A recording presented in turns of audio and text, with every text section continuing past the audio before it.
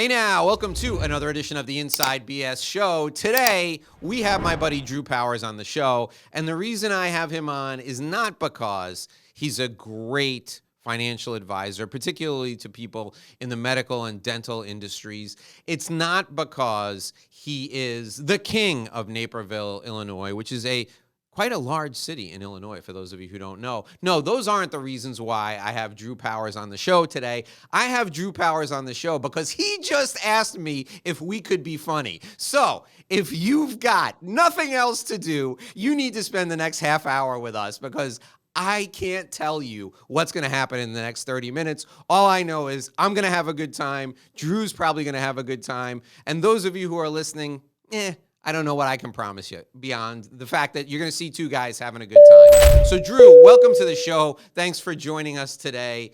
Tell us, how did you get started advising, particularly people in the medical field, although you work with entrepreneurs too? How did you get started advising these folks on how to prepare for retirement?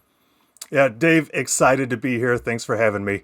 How did I get started with medical and dental professionals? I think it was when I was a career changer, and it was one of the first projects that I worked on was working with medical and dental residents. And I found it's just a really cool group of people to work with. They go from making very little money to a lot of money, literally overnight. And they have a lot of needs that I can help solve, right away in their careers. So I was playing around on your website, and you have a special section just for residents. What do residents need to know? First, explain to people who are kind of uninitiated, people who don't know anything about the medical profession, what a resident is, and why do you single them out? Why is it important that you get to them at that point in their career? Yeah, it's such an important point in a doctor's career. So everybody goes to undergrad, then they go to med school. Now they're an MD. They are a doctor, but then they go to residency, and beyond that, maybe even a fellowship to establish their specialty. So when you go in to see the, ears, nose, and throat doctor, right, your otolaryngologist, that person spent another 5 to 7 years after medical school learning all about ears, nose, and throat. And why do I like working with that group? It's because if we can get somebody off on the right foot, then they are going to be miles ahead towards their goals than somebody who just kind of comes out and flounders around for a while. Because remember, these doctors have tons of debt. They train, like I just said, right? There's medical school, then there's residency and fellowship, right? They don't graduate and start working until they're 30 to 35. A neurosurgeon may not actually work or practice as a neurosurgeon until they're almost 40. They're already 15 years behind all of our attorney friends. Yeah. So how do you counsel somebody who's like right in the thick of that, right? So they got this debt that's like, it's like somebody chasing them, right? They got a huge mountain of debt, $200,000, maybe even more, chasing them down. And they're still looking at another year or two before they make real money. So you get to them and you're like, listen, in a few years, you're going to be making 7 figures, and you're going to want to handle yourself a little bit differently than you're taking care of your finances right now. Do they get it when you meet them at that point in their career? Can they see past the 18-hour days, the 20-hour days they have ahead of them right now to that point where they're going to have that level of financial security? Or are they just so overwhelmed that they're like, okay, Drew, I'll do whatever you want me to do. I got to get through this. It'd be nice if we got that second one. I'll just do whatever you want me to do. But yeah, usually they can't comprehend that they are about to make in 4 to 6 weeks in practice what they made for an entire year of residency. They can't even imagine it. They can't imagine one, like the level of opportunities they're going to have, and two, the level of risk that presents, because people live within their means. Too often they live over their means, but if they're living within their means, that's a lot of means. And there's a whole layer of protection there that they need to take care of while they're young, while they're healthy, lock it in for the rest of their career. That's typically the first step with those residents. So I would imagine that one of the first things you probably tell them to think about is disability insurance, because we're all more likely to be, when we're younger, we're more likely to be disabled than we are to be killed, or, and everybody thinks about life insurance, especially if you got a family. But few people, especially entrepreneurs, and I'm wondering if it's the same for doctors, they don't think about, well, what happens if, I'm hammering a nail at home and I crush my hand and I can't be a surgeon anymore, or I'm chopping wood and all of a sudden I cut off a finger and I can't be a surgeon. So is that one of the first things you talk to them about, is disability insurance? That is the absolute first thing we discuss, because there's not really money to go around for anything else. Insurance carriers offer medical residents and fellows discounts that they're not going to get once they're in practice, right? The insurance companies like to get them young as well, right? They're going to pay premiums for a long time. That's a good customer for an insurance company. So they're willing to give discounts. And I think when we're talking about other entrepreneurs, disability insurance is by far the number one gap in their financial plan. Entrepreneurs don't understand it. A lot of financial advisors don't deal with disability insurance. It's a very complicated insurance product. The nice thing about physicians, surgeons, dentists is it is hammered into their heads that you have to go get your disability coverage. So then it's just educating them on, here's all the different carriers, here's all your different options, here's how we can design a policy, and now let's put one in place. So what do they, what do you, like, how do they pick disability insurance? Is there, are you eligible for, you're eligible for what your income currently is, right? You can't insure future income. How does it work? So you're talking to somebody now who, who's a resident, they're not making huge money yet. What type of disability insurance do they get? Like, do they get enough disability insurance to at least be able to move out of their parents' basement if something happens to them? Like, how do you insure somebody who has a higher future value than they have present value? Yeah, this is one concession that the insurance companies will give medical and dental students and residents that they will not give other professions. So we can insure a resident for anywhere from $6,000 to $7,500 in tax-free monthly benefit, even though that's way more than they earn on a pre-tax basis. So they are willing to insure some future earnings, and disability insurance has a feature where as your income goes up, you can purchase more coverage in that policy by just proving your income. You don't have to have proof of good health, and that's a very important rider. That's a future purchase rider, future insurability option. They all call it something different, but that's a very important feature for a resident. So shift gears for a minute. Outside of the medical profession, what if somebody's like self-employed, right? How do they prove their income? Do they just turn their financial statements for their LLC over if they're self-employed? Yeah, just your personal tax returns. Oh, okay. Yeah. All right. And if you're the business owner, maybe they want 3 years of returns to see some history versus just one. But yeah, very easy to do. Okay. All right. So disability insurance is really important, especially for people who, who they make their living actually being practitioners. So medical, dental professionals.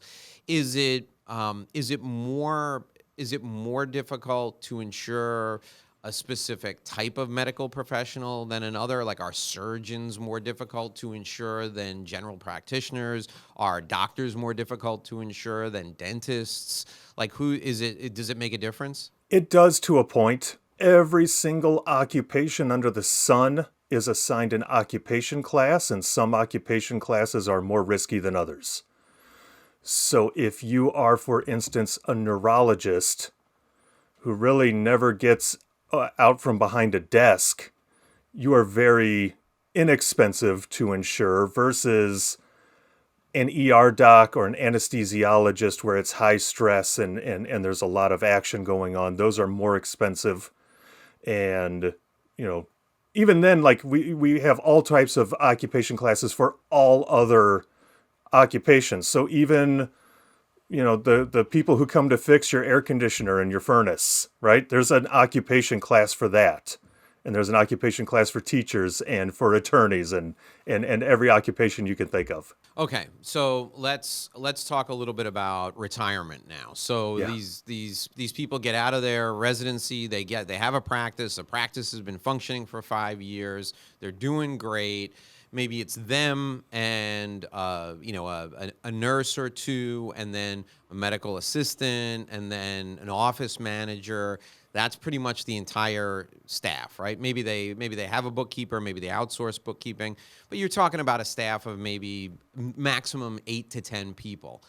What do they do for retirement? Do they typically bring in a retirement plan for everybody on the team, and then they have a separate high wage earner category for themselves? Do they just get a retirement plan for themselves and let everybody else do what they do with it, whatever they want to do? Like, how does it work in the medical field or in dentistry? Sure. So medicine, dentistry, even law firms, I work with a number of attorneys. When we can get a couple of partners and a staff, the world is open to us. Because we can get those 2 partners or 4 partners or 5 partners to agree on a certain level of retirement planning through the practice or through the firm, that by the time you have 100 partners or 1,000 partners, you're not going to get that level of agreement ever. Mm-hmm. So what you're describing is, for me, a perfect situation. Let's have a couple of doctors or attorneys. Let's have a staff. And then, yeah, they do. They put it through the business. Everybody understands the typical 401k profit sharing type model. And we know that we have to give our employees a match or a certain percentage, and that's just table stakes.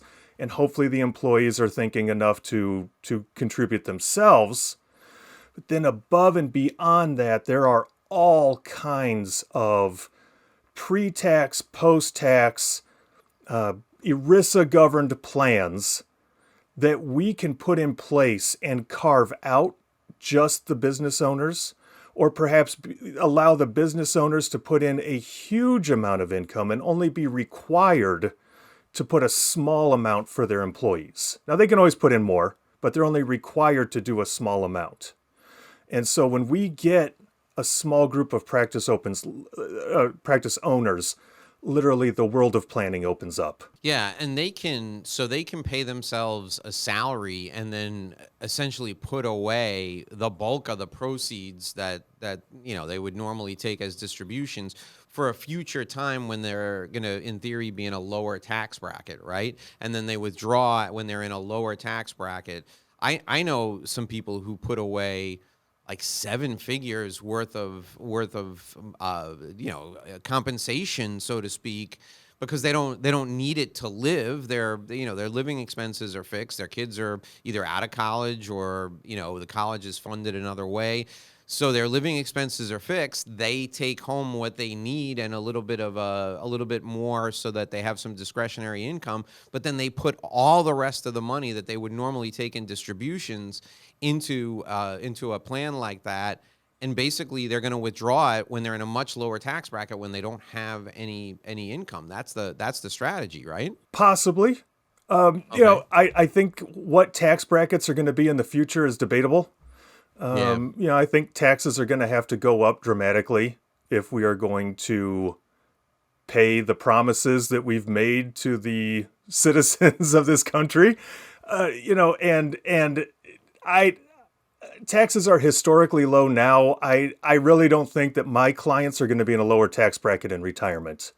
So, okay. And then part of what I think you were leading to was also something that might be called a deferred comp plan, where you're Right. kind of keeping the money in the business.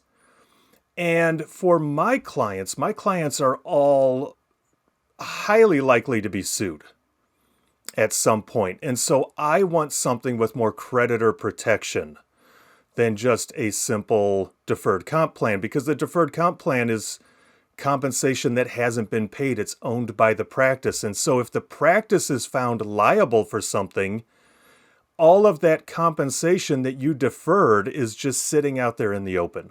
Ooh, yeah, So I don't like that. yeah, so I avoid those. What a lot of people don't understand is that there are creditor protected plans, ERISA governed plans, and there are ways to stuff in seven figures. If you have a 50-year-old, we can get 55-year-old, we can easily get seven figures of income into one of these plans and have it completely creditor protected at the federal level. So, Drew, you mentioned that there are these plans that are called ERISA plans. Like, nobody cares what ERISA stands for. What do they allow people to do that make them so valuable to the work that you do with your clients? Right. So when I'm mentioning ERISA plans, these are the set of laws that created, say, the 401k, 403b type plans, and these are creditor protected at the federal level, meaning that if you are sued, your creditors cannot get to these funds.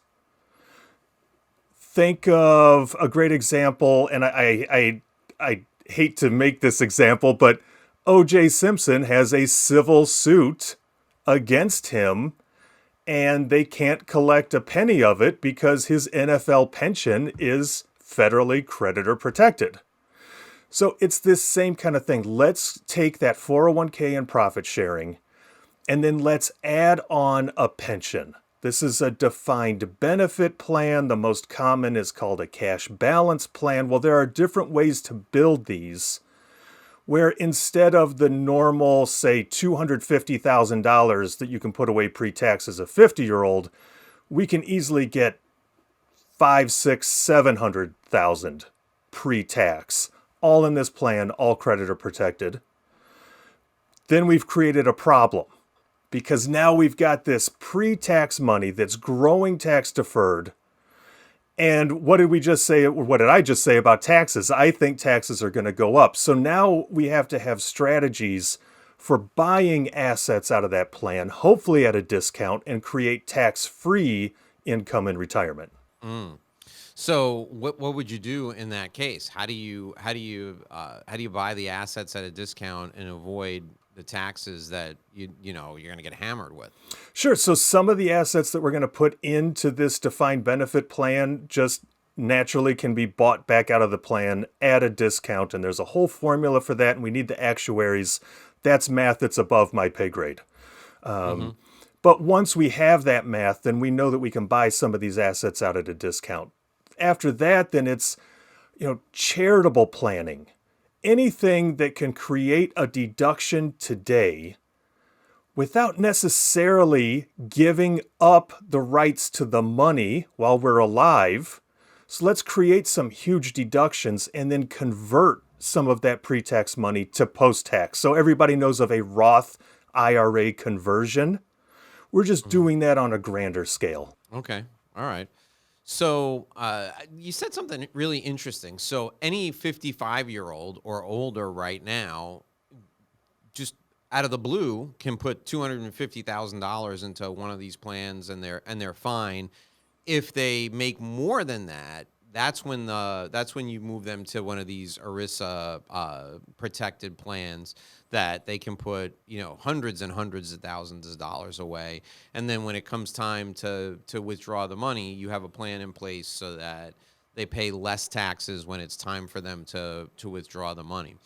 All right, let's talk a little bit about insurance for a few minutes, because I think that most people don't like to think about their death. We talked a little bit about disability already, but typically a high net worth person, I've heard all different sorts of things. Like high net worth people, well, they don't need insurance because they have plenty of money. Their estate's going to take care of things, but they really do need. High net worth people often will use, particularly like whole life insurance, as a strategy for sheltering some of their money from taxes. When people talk about that, Drew, what are they talking about? What does that mean? Sure. So there's all kinds of reasons why somebody would have life insurance, even if you're wealthy. Because really, by definition, insurance is going to pay out a multiple of what you put into it. And what wealthy, high net worth person do we know didn't use any leverage while building their business or their practice or their wealth, right? Let's leverage the insurance company's money. You mentioned whole life insurance. Whole life insurance is one type of permanent insurance. There's also universal life, there's indexed universal life, variable, fixed, guaranteed, second to die, right? There's all these different kinds of permanent life insurance that have a cash value component. And the cash value grows tax-free and can come out of the policy tax-free when you do it right. And so, whole life is quote unquote expensive because you're paying for a lot of guarantees and that might be worth it to you. But even a more common strategy, even for some younger high income earners, is we could buy the minimum amount of insurance and then put in way more money than what we would normally do, right? Most people are trying to buy the most amount of insurance for the least amount of money. We're going to flip that. We're going to put in the most amount of money for the least amount of death benefit. And there's a whole tax code section on this, and there's testing, and there's, what keeps those tax benefits alive. So whatever the Internal Revenue Code lets us put in, that's what we're going to put in and have way more of that money going to cash value rather than paying for a death benefit. Does that make sense? So then it's sheltered. Yeah, it's sheltered from taxes, and you can pull it out. And you can pull it out, right? The whole idea of this policy is not to build a death benefit. Right. It's to accumulate cash, right? It's to accumulate that cash value so you can take it back out. And then depending on your state of residence, these can also be creditor protected. Or if you're going to ask about that. Yeah. Or if you're going to do a large enough amount that makes it worth it to get an attorney and create a trust, you can put these things in a trust and now have extra creditor protection in a state that doesn't otherwise afford it. Right. But it would have to be an irrevocable trust, right? It would have to be a trust that's in somebody else's name in order to be. So the death benefit would go to the trust, and the trust would be, the beneficiary of the trust could be your kids, or it could be some third party, and it would be untouchable from creditors at that point. This is where I hesitate to answer the questions on trust, because we need attorneys for these things. Right. Obviously, it's not Drew Powers giving you this advice. Dave Lorenzo says, go nuts, go ahead and do it, and whatever happens, happens. Exactly. Because I'm not an attorney. I'm just a guy with a microphone, right? So if you're listening to me for your retirement advice, you've got bigger problems than creditors coming after you, quite frankly. This is where we find some of the past guests that you've had, right? Some of our good friends who know how to set up this kind of thing for estate planning and charitable planning and retirement planning, right? This is where we bring in the attorneys. Who are screaming at their phones right now as they listen to this going, Dave and Drew, don't give that kind of advice. What are you, stupid? Yes, I'm not the stupid one. Again, it's the people who would take my advice on retirement that are the stupid ones. Again, to be clear, I did not give that advice. Drew Powers gave none of the advice of the past segment. Only Dave Lorenzo. Go nuts. Hit a family of 6. Kill them with your car. Your assets are fine. No, everything is going to be okay. All right. Let's talk a little bit now about. And by the way, if you couldn't tell, folks, we were just joking there. That was harmless jokes. Let's talk a little bit now about how you get your business, Drew. What percentage of your business comes to you by referral? So I've been doing this for 14, 15 years. At this point, a large percentage comes from referrals. I guess I'm going to shamefully admit that I don't really track where the business comes in. 76% of your business. Well, 76% of your business. As we all know, 68.4% of all statistics are just made up. So, yeah, I think it'd be safe. Drew Powers gets 76% of his business by referral. I think 3/4 is fair. 3/4 is fair. And then, I have some relationships with some residency programs where, I'm granted some access to the residents and that, giving some kind of talks and, sometimes just blind internet email spamming, type marketing. Yeah, I mean, listen, people are hungry for knowledge, and when you do education-based marketing, you're going to be a resource for people, regardless of their industry or their profession.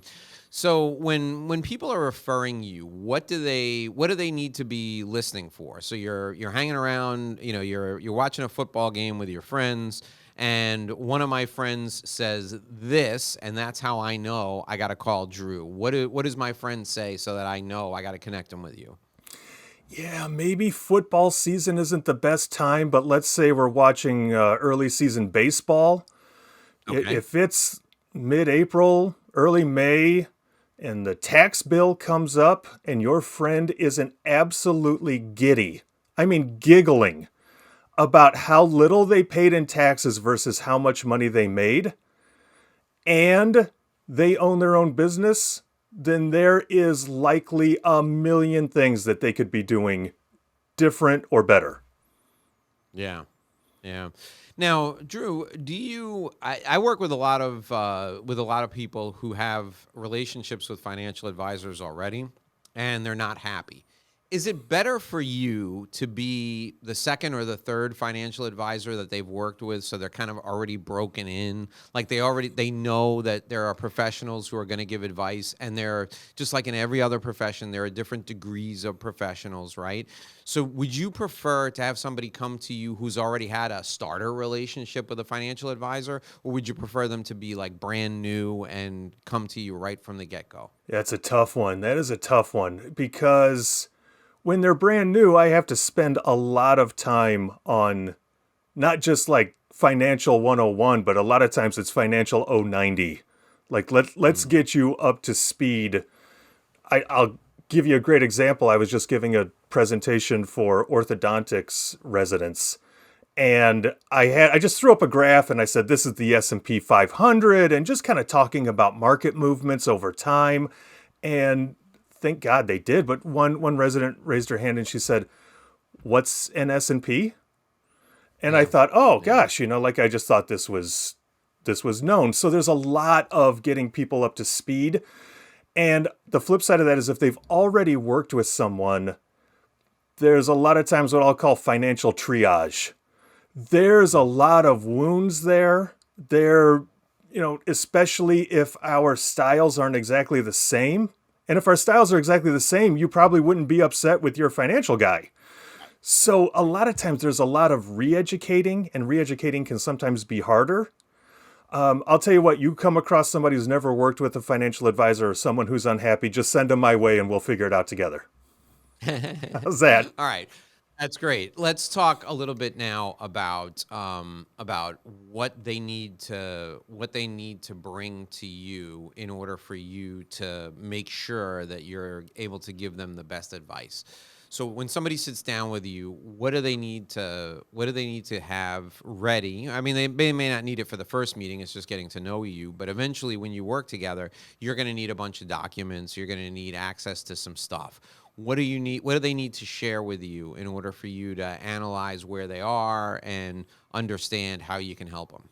Yeah, this is one place where I think technology and technology that has accelerated over the last couple of years really helps. You don't have to bring in anything.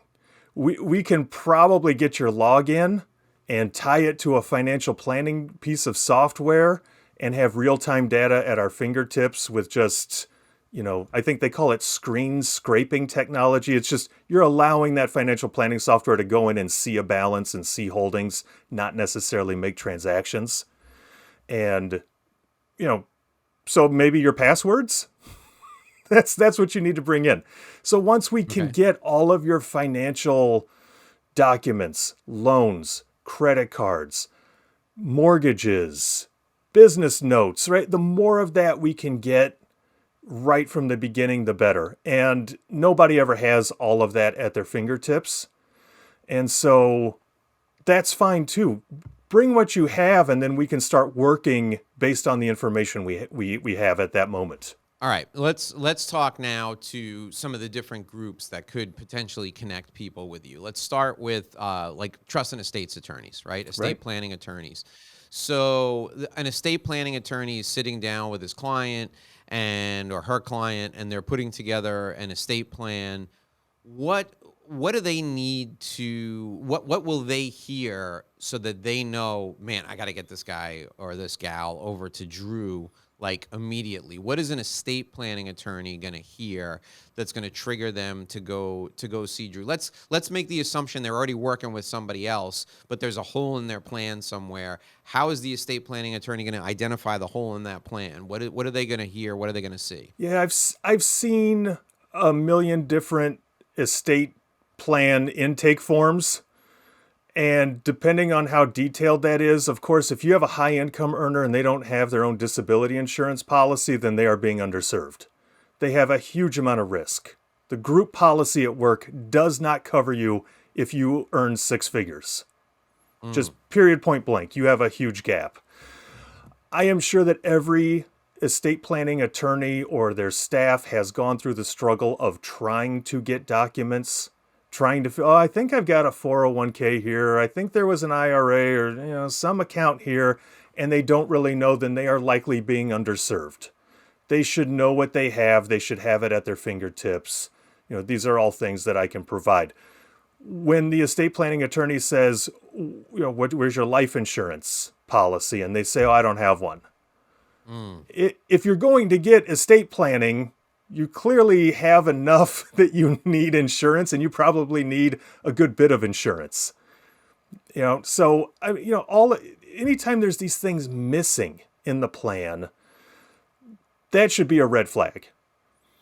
And I think the bigger problem with estate planning is a lot of times the clients get the estate plan and then nothing ever happens. They never change the beneficiary designation on their IRAs, 401ks, life insurance. They never retitle the brokerage accounts. They never retitle the house. These are all things where maybe if you're having a review and your client says, oh yeah, I never changed anything, then send them my way.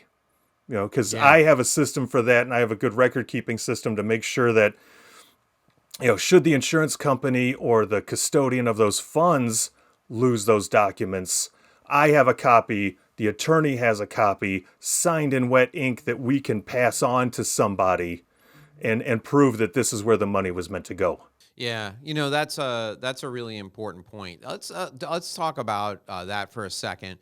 What do couples, right? Spouses, how do they need to handle these types of situations so that the surviving spouse has access? Because I know a lot of couples where one person takes care of all the financial planning, right? And maybe they have everything written down in a desk drawer somewhere. And I'm at an age now where the people I know who are married, one spouse has untimely passed away, and we're going through the office looking for the information that this person is going to need to take care of the family. We know it's there somewhere. So what's the process like? Does a couple does a husband have to give you permission to talk to the wife about finances? I mean, usually you would think they would come in together, right? So how does it work when it's a husband and a wife and something happens, they both have access to you, right? Yeah, typically they are both coming in at the same time and we're all talking at once. And of course, if the husband is naming the wife the beneficiary and vice versa, then of course there's just this assumed right that we get to talk to the beneficiaries. I do have a lot of clients, right? Doctors, attorneys, they like to do it themselves. I have a lot of clients who do this stuff themselves, and then they just want me to put them through a process of organization and as a second opinion and just double check on everything. And I've got a whole process for this. Just organizing the records, making sure that whoever has access, or whoever's supposed to have access has the access, and they know where it is, so that you're not think of that's got to be the worst thing, to be a new widow and then have your friends come over and dig through desk drawers to try to find passwords and documents, right? That's heartbreaking. We'll have all of that stuff set up so that everybody has access to whatever they need. Right. Right.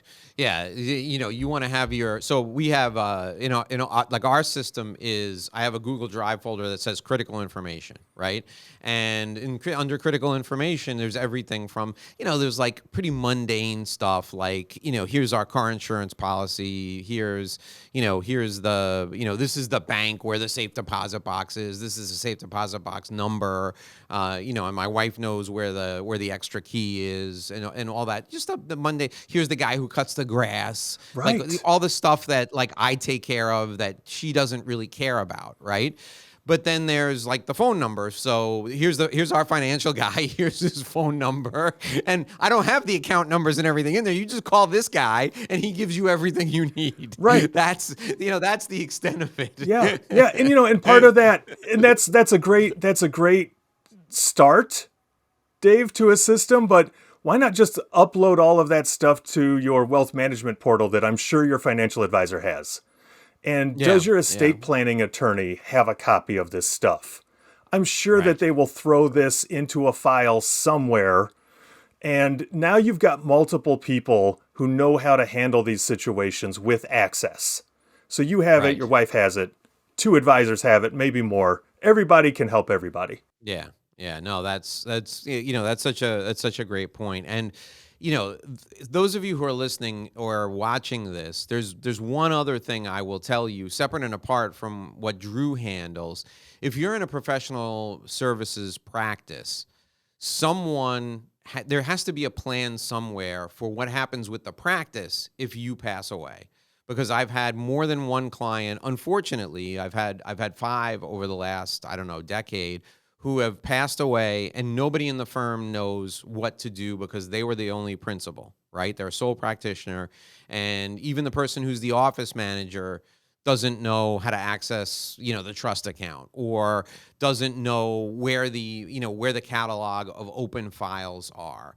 Okay, so we've covered a lot of ground here right now, Drew. Here's what I'm going to do. I want you to think of 3 things that people should take away from our time together. 3 important things that people should remember. I'm going to give you a minute to think about that.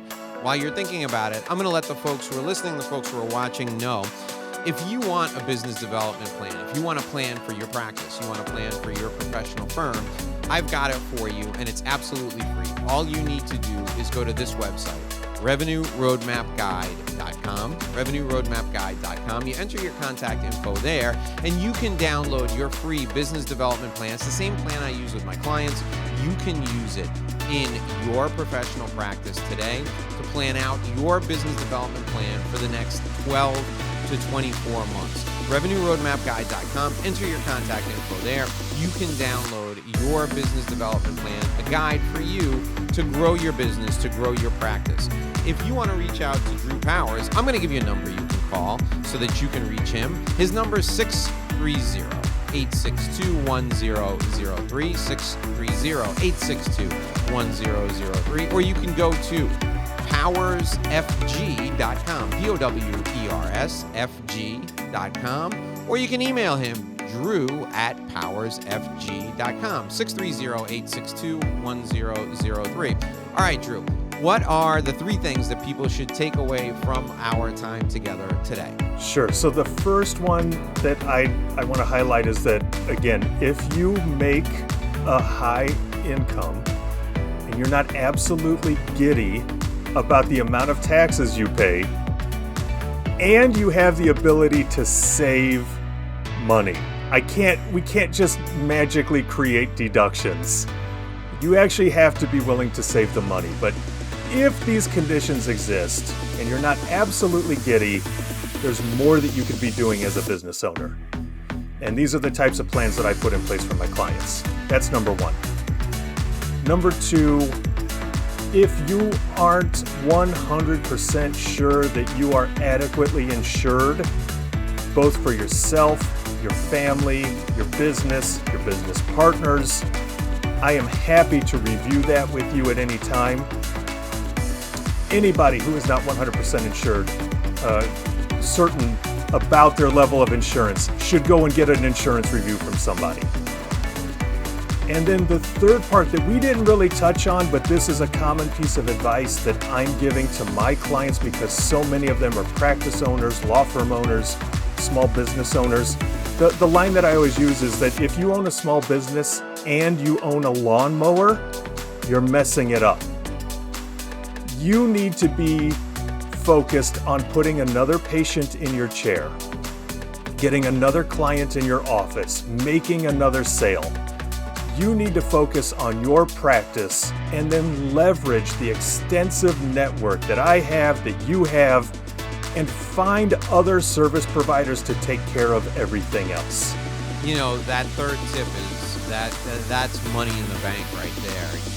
So there's two things you should be doing if you're listening to this show. Number one is growing your business, taking care of your business, and number two is taking care of your family. Everything else should be outsourced.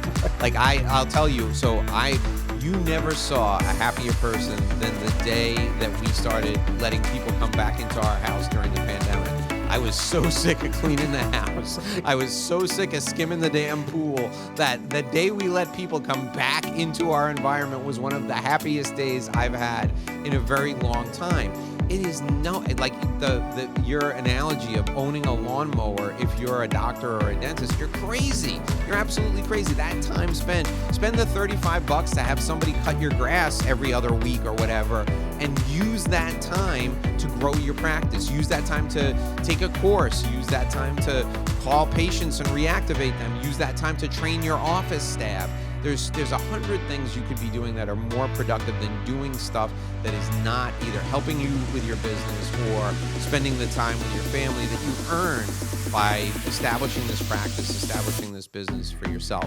Those of you who want more of Drew Powers' wisdom, call him at 630-862-1003, 630-862-1003. Or if you're just awake in the middle of the night and you want to call somebody and talk to him, call 630-862-1003. Drew always answers his phone. If you've got a question about insurance 2 o'clock in the morning, Drew's the guy to call. Give him a call today.